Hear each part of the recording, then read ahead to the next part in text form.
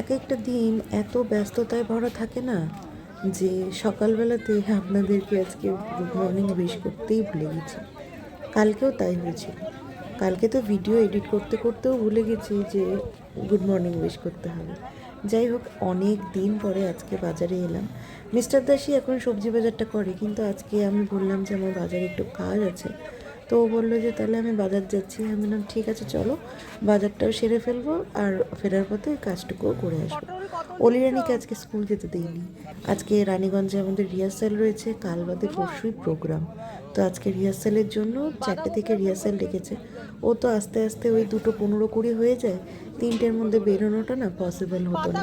তো ওই জন্য ওকে বাড়িতেই রেখেছি, ওকে পড়তে দিয়ে তারপরে এলাম হচ্ছে বাজারে। পটলের দাম এখন ওই 70-80 টাকা কিলো উঠে গেছে জানেন। একটা টাইমে গরমকালে কত কম দাম ছিল, এখন আবার পটল খেতে খুব ইচ্ছে করছে। যদিও ফুলকপি বাঁধাকপির ব্যাপার স্যাপার এখন প্রায় প্রতিদিনই ফুলকপি বাঁধাকপি হচ্ছে। ভেন্ডির দাম আকাশ ছোঁয়া, বাবারে বাবা। দিনের বেলা বাজারে আসা না প্রচণ্ড বিরক্তি লাগে, কি জ্যাম কি জ্যাম, আধা ঘন্টা ধরে দাঁড়ানোই পোস্ট অফিস মোড়ে। অলিদের যে ডান্সটা রয়েছে ওটার একটা ব্লাউজ বানাতে হবে। তো আমার কাছে গেঞ্জিটা আছে, ওটার একটা লেস কিনতে হতো। সেটাই আজ কিনি কাল কিনি করতে করতে একদম সময় পাচ্ছিলাম না। আজকে কিনে নিলাম, রাতের মধ্যে লাগিয়ে ফেলতে হবে, কারণ কাল বাদে পরশুই। আর আজকে ম্যামকে একবার গিয়ে দেখাবো যে ঠিকঠাক হলো কি না। আর এটা আমি মেশিনে দিলে পারে না একটু ভালো হতো, কিন্তু কি বলুন তো, মেশিনে দেওয়ার মতো না আর সময় নেই, কেউ এত তাড়াতাড়ি বানিয়ে দেবে কি না। আমার নিজেরই ল্যাথার্জির জন্য, মানে ঘরের কাজ এই কাজ ওই কাজ করতে করতে মেন যে কাজটা সেটাই আমি ভুলে যাই। এটা আমার সাথে প্রায়শই হয়। আর ইদানিং না খুব ভুলো মন হয়েওছে। এই কাজটার কথা না আমি সত্যিই ভুলে গেছিলাম। আজকে জয়শ্রীদি মনে না করে দিলে না আজকেও আমার হতো না।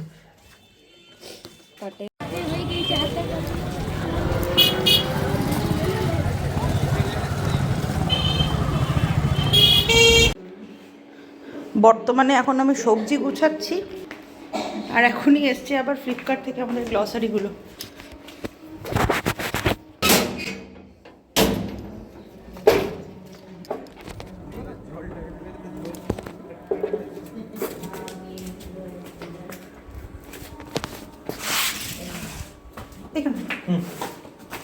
জল নিয়ে আসবেন, খাবেন? চার,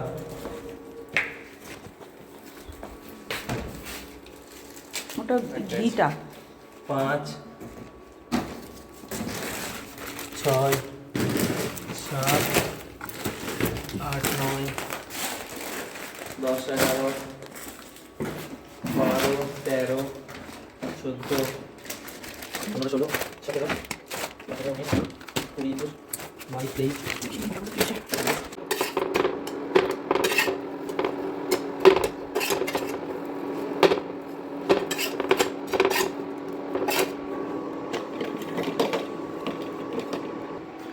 আচ্ছা, আজকে না প্রচণ্ড ব্যস্ত ছিলাম, ওই জন্য সকাল থেকে একদম মানে তাড়াহুড়ো করছি। এখানে আমি ওই সুজির ছিলা বানালাম সবজি টবজি দিয়ে আজকের বাচ্চাগুলোর জন্য টিফিনে।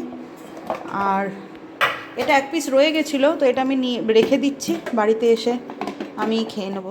সন্ধ্যাবেলা চায়ের সাথে বেশ ভালো লাগে খেতে, আটকায়ও না ব্যাং। Hello everyone, good morning, welcome back to my channel. Good morning বলছি 1টা-1:30টার সময়, রাত 8টায়। আমার অবস্থা দেখেছেন তো। গুড মর্নিং বলছি বেলা 2:30টার সময়। আমি এখন রেডি হতে যাবো। আজকে অলিরানির রানীগঞ্জের রিহার্সাল রয়েছে, প্রোগ্রামের হাতে মাত্র 2 দিন। তো এদিকে তো আমার সব গোছানো হয়ে গেছে, বাড়ির সবারই খাওয়া দাওয়া কমপ্লিট হয়ে গেছে, আমারও খাওয়া দাওয়া কমপ্লিট হয়ে গেছে। আজকে একদম সিম্পল মেনু করেছিলাম। যাই হোক, যেতে যেতে বলবো কি হয়েছে না হয়েছে। এখন আমি রেডি হতে যাই। ওরে বাবা রে, এক এক দিন এক এক এমন অবস্থা হয়।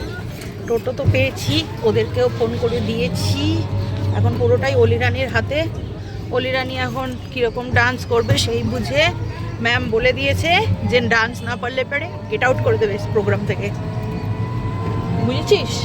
তুই ওই রকমই চোখ দেখার যা দেখা, যদি আজকে ভালো না হয়েছে গেট আউট। এবার তুই বলছিস কীরকমভাবে কি প্রোগ্রাম করবি, ডান্স করবি না করবি।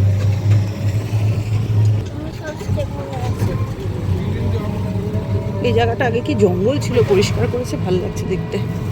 এদিকটা করতে পারতো।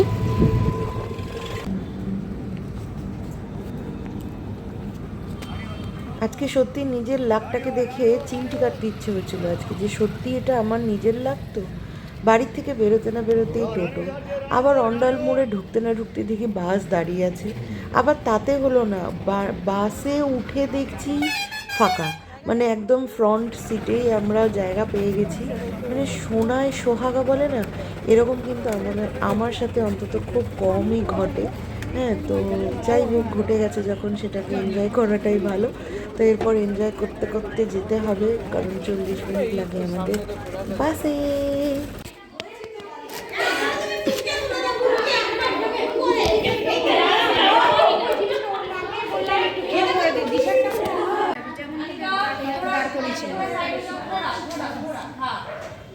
আর তুই কিন্তু এদের চারজনের মাঝখানে বেরিয়ে আসবি, কাউকে দিকে ঢুকবি না, কারণ দেখা যাবে।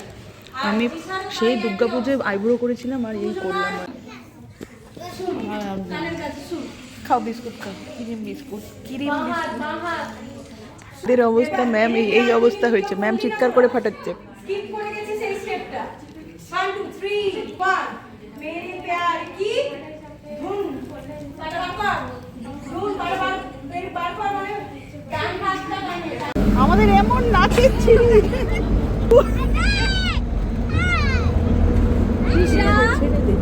ছেড়ে দে। क्या हुआ ले बाली के? अरे नेचे ওরা ক্লান্ত। আমাদের স্ট্রাগলটা কম নয়, এই ছোট বাচ্চাটাও করছে। ও দিদির জন্য দেখ কত দূর এসেছে বলতো। ও জানেও না জীবনে কত বড় স্ট্রাগল করছে। গ্যাস।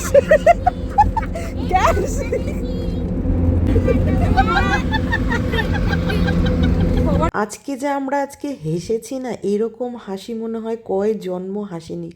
শেষে বাসের লোকগুলো পর্যন্ত ঘুরে ঘুরে আমাদের দিকে তাকাচ্ছিল যে এদের হাসির কারণটা কি। আসলে আমরা নিজেরাও জানি না, জানেন যে আজকে আমাদের হাসির কারণটা কি ছিল। যাই হোক, মানে অনেক দিন পরে আজকে একটুখানি মন খুলে হাসলাম।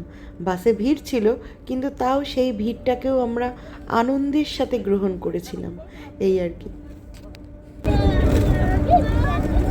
আমি মানুষকে আজকাল জায়গা দিয়ে দিচ্ছি, আমার দাঁড়ানোর ক্ষমতা নেই। হ্যাঁ, দাও না, একটু ব্যাগে ঢুকিয়ে রাখলে কেন? মানুষকে জোয়ানও খেতে দেবে না। এই আমি কোন হাতে খাবো? মানুষ চেয়েছে বলুন।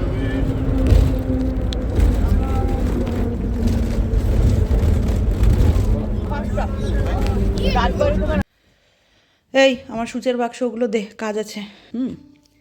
আর আমি যেহেতু আজকে দিনের বেলাতে রান্নাটা সকালের মতনই করা হয়েছিল, দুপুরের মানে রাতেরটা করে নিই, মানে মস্ত বড় একটা ভুল করে ফেলেছিলাম, ওই জন্যই সে রাতে রান্না করতে হয়েছে বলে এই ছোট কাজগুলো আর করা হয়নি। তো দেখাই ফার্স্টে, এটা আমার রেগুলার রুটিনের মধ্যেই পড়ে, মানে দিনের বেলা রান্না করি না, রাতের বেলায় রান্না করি, মানে সময় বুঝে রান্না করি আর কি। অলিকে পড়তে দিয়ে এসেই আমি রান্নাটা সারি। তো আজকে সত্যি কথা বলতে খুব ভুল হয়ে গেছে, মানে বাইরে যাওয়ার ছিল, করে নিলে ভালো হতো, কিন্তু একদমই সময় পাইনি। যাকে আমার কথা বাদ দিন, এইটা আমি প্রথমে করেছিলাম, তো আজকে ম্যামকে দেখালাম। ম্যামকে দেখানোর পরে ম্যাম বলছে যে এইটার মানে গেঞ্জিটার মেটেরিয়ালটা খুবই পাতলা, খুবই পাতলা, মানে আপনারা দেখুন, দেখলেই বুঝতে পারবেন কতটা পাতলা, মানে এফার ওফার দেখা যাচ্ছে, এই যে। তো সেই জন্য এই জিনিসটা এখন এই মোটা না, এই মোটা গেঞ্জিতে ট্রান্সফার করতে হবে। এটা হচ্ছে বোনের গেঞ্জি, মানে পপি যখন ডান্স শিখতো তো ওর সময়কার গেঞ্জি। তো আমি এখানে মানে রান্না করতে করতে আর কি জাস্ট মানে এদিক ওদিক দিয়ে একটা মানে র্যান্ডাম রান চালিয়ে দিয়েছি, দিয়ে ফিটিংস হয়ে গেছে। এখন শুধু এইটা এর সাথে ট্যাপ করবো, মানে অ্যাটাচ করবো, ট্যাপ করবো বলছি, তো করলে পরেই হয়ে যাবে। আর ওই যে দেখুন, ওইদিকে আমি আজকে ওই কালকে যা পরশু দিনকে মেকআপের যা যা লাগবে সেগুলো বের করে দিয়েছি। হ্যাঁ, মোটামুটি অনেকটাই কাজ এগিয়ে রেখেছি। আর আমার এখন বদন দেখাবো না, কারণ মুখে ভর্তি বোরলিন আর দুদিকে ঝুঁটি বেঁধেছি, কারণ কাজ করতে গেলে চুল মুখে পড়লে বড্ড ডিস্টার্ব হয়। যাই হোক, আজকের জন্য গুড নাইট, টাটা। আর এই যে আজকে ডান্স পারেনি, ম্যামের কাছে বকা খেয়ে এসছে, ম্যাম আজকে প্রচণ্ড রেগে গেছিল। ওভার কনফিডেন্স সবেতে। এখন কেন সবেতে ওভার কনফিডেন্স? মা আমার হয়ে গেছে। যাই হোক, আজকের জন্য টাটা, দেখা হবে কালকের একটা ব্লগে। Good night. কথায় আছে মা হওয়া না একদম মুখের কথা নয়, সত্যিই তাই। মা হতে গেলে অনেক কিছু রেসপন্সিবিলিটি নিতে হয়। সেটা না যত অলিরানি বড় হচ্ছে তত বুঝতে পারছি। ছোটোবেলায় মাকে দেখতাম, আমার মাকে দেখতাম যে আমাদের জন্য রাত জেগে জেগে কাজ করা। আমি গান শিখতাম, তো যেই নোটগুলো আমি লিখে আনতাম না সেগুলো মা জোগাড় করে করে আমার গানের ডায়েরিতে লিখতো।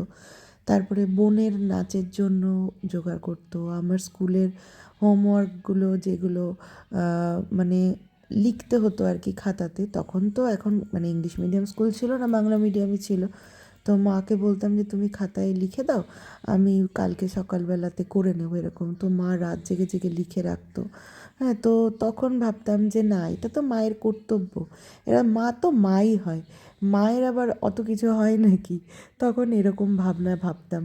কিন্তু এখন নিজে মা হয়ে নিজে একটা মানে বলে না মানুষ করা, রেসপন্সিবিলিটি নেওয়া, তো এইরকম একটা রেসপন্সিবিলিটি নিয়ে যত অলিরানি বড় হচ্ছে তত মানে অলিরানি ওষ্ঠে পৃষ্ঠে জড়িয়ে যাচ্ছি সমস্ত কিছুর সাথে।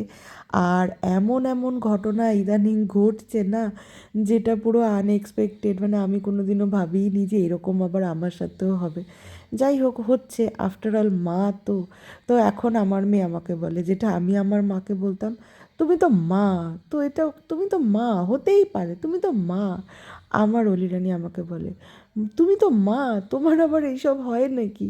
হ্যাঁ, কিন্তু সত্যি মায়েদেরও যে একটা মন আছে, তাদেরও যে পিঠ ব্যথা করে, তাদেরও যে কষ্ট হয় সারাদিন করার পরে একটুখানি শোয়া বা একটুখানি রিল্যাক্স করা, এটা না এখন সত্যি বুঝতে পারি, জানেন তো। ঠিক আছে, তবে নিজের মায়ের কথাটা খুবই মনে পড়ে। ইচ্ছে থাকলেও এখন উপায় নেই যাওয়ার। আর মায়ের পক্ষেও মানে মায়ের ইচ্ছে থাকলেও উপায় নেই আমার কাছে আসার। দুজনই নিজেদের সংসার নিয়ে রেসপন্সিবিলিটি নিয়ে এতটাই মানে কী বলবো, এতটাই ব্যস্ত হয়ে গেছি যে যে বাড়িটাতে মানুষ হয়েছি, যেই বাড়িটাতে এত কিছুর সাথে জড়িত আমার সব কিছু, ছেলেবেলা, ছোটোবেলা, স্কুল, কলেজ, সেইগুলোর থেকেই এখন মানে সময়ের জন্য আর যাওয়াই হয়ে ওঠে না। এটা শুধু আমার সাথে নয়, এটা প্রত্যেকটা মেয়ের সাথেই কিন্তু সেম একই ঘটনা ঘটছে। মেয়ে মানেই এই রকম রেসপন্সিবিলিটি, একটা নতুন জীবনের জন্ম দেওয়া, তাকে নতুন করে একদম মানুষের মতন মানুষ করে তোলা, এই সমস্ত দায় দায়িত্ব ঘাড়ে নিতে হয় আর কি। তো যাই হোক, চলুন, আমার এদিকে কাজ মোটামুটি অনেকটাই এগিয়ে এলো। লাইটটা জ্বালানো থাকাতে মিস্টার দাসের একটুখানি ঘুমের ডিস্টার্ব হচ্ছে, তো ও ঘুমোতে পারছিল না। ও দেখছিল হচ্ছে রক্তবীজ 2, ওর দেখা হয়ে গেল, আমি যে কবে দেখবো কে জানে।